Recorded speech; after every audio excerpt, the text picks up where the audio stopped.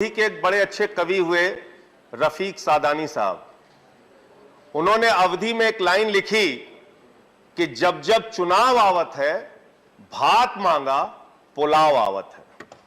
Bharatiya Janata party की हालत यही है मान्यवर, इनकी सरकार चुनाव आ जाए तो पेट्रोल का दाम कम, डीजल का दाम कम, गैस का दाम कम, सीएनजी का दाम कम, पीएनजी का दाम कम, सारी चीजों में महंगाई कम।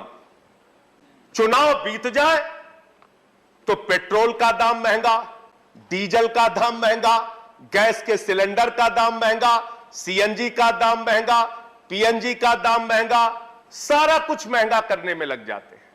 इसका मतलब महंगाई से कोई आपका गोपनीय समझौता है मान्यवर, कोई गोपनीय समझौता है। जब चुनाव आता है आप कहते हैं थोड़ा दूर हो जाओ, जैसे ही चुनाव खत्म होता है कहते हैं आओ हम तुम्हें बढ़ा रहे हैं, आओ तुम्हें बढ़ा रहे हैं। इस गोपनीय रिश्ते का खुलासा कीजिए।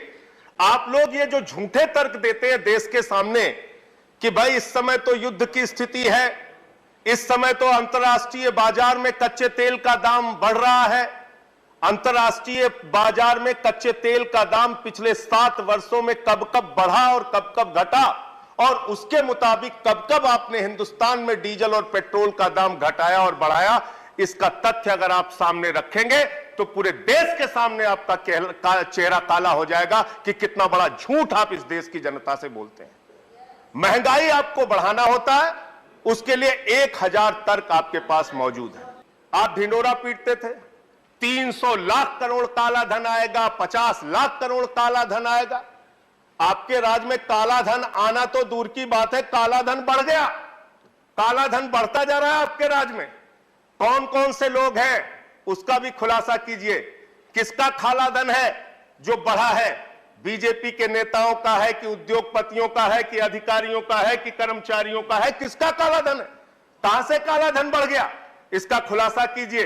काला धन के नाम पर आपने इस देश की जनता को गुमराह किया। लोग आज भी मान्यवर 15 लाख की राह लगाए हुए कि उनके खाते में 15 लाख आएगा, उनके खाते में 15 लाख आएगा। 15 लाख छोड़ दीजिए, 2 करोड़ रोजगार की बात आपने कही, रोजगार आप खत्म करते जाते हैं। रेलवे की भर्ती का जिक्र मैंने किया था मान्यवर, दौड़ा दौड़ा के आप नौजवानों को पीटते हैं, एफआईआर कराते हैं, मुकदमे कराते हैं, रोजगार उनको देते नहीं। एनपीए का जिक्र अभी विनय विश्वम जी कर रहे थे, 10.5 लाख करोड़ रुपए का एनपीए चंद पूंजीपतियों का है मान्यवर, और 10.5 लाख करोड़ रुपए के एनपीए में आपके बड़े बड़े पूंजीपति उद्योगपति जो आपके मित्रों हैं, जिनको हमारे आदरणीय प्रधानमंत्री जी कहते हैं मेहुल भाई, वो मेहुल भाई 20,000 करोड़ रुपए लेके हिंदुस्तान से भाग जाते हैं, 2900 करोड़ रुपए ललित मोदी लेके भाग जाते हैं, 6000 करोड़ रुपए नितिन संदेशरा लेके भाग जाते हैं, नीरव मोदी हिंदुस्तान से हजारों करोड़ लूट के भाग जाते हैं। तो मैंने तो इस प्रस्ताव दिया था और आज इस सदन में आपके माध्यम से मान्यवर मैं कह रहा हूं कि 50 करोड़ से ज्यादा जिस भी उद्योगपति या पूंजीपति का बकाया हो उसका पासपोर्ट जब्त कर लीजिए। वो हिंदुस्तान छोड़कर भागने नहीं पाएगा। अगर वो हिंदुस्तान छोड़कर भाग रहा है तो इसका मतलब लूट में कहीं ना कहीं हिस्सेदारी है, उसको भगाने का काम आप करते हैं, उसको भगाने का काम करते हैं। एक गरीब आदमी मान्यवर 10,000 रुपए का अगर कर्जा ले ले तो उसका कॉलर पकड़ के आप हवालात में बंद कर देते हैं। एक किसान अगर 20,000 का कर्जा ले ले उसका कॉलर पकड़ के आप उसको जेल में बंद कर देते हैं। लेकिन 20-20 हजार करोड़ रुपए, 10-10 हजार करोड़ रुपए विजय माल्या लेके भाग गया, आज तक वो हिंदुस्तान नहीं आ पा रहा है। तो ये पूंजीपतियों के साथ लूट और लूट के बाद उनको भगाने का जो धंधा चल रहा है, इसको रोकने का एकमात्र तरीका है 50 करोड़ से ज्यादा जो भी कर्जदार हैं उनके पासपोर्ट आप जब्त करने का काम कीजिए।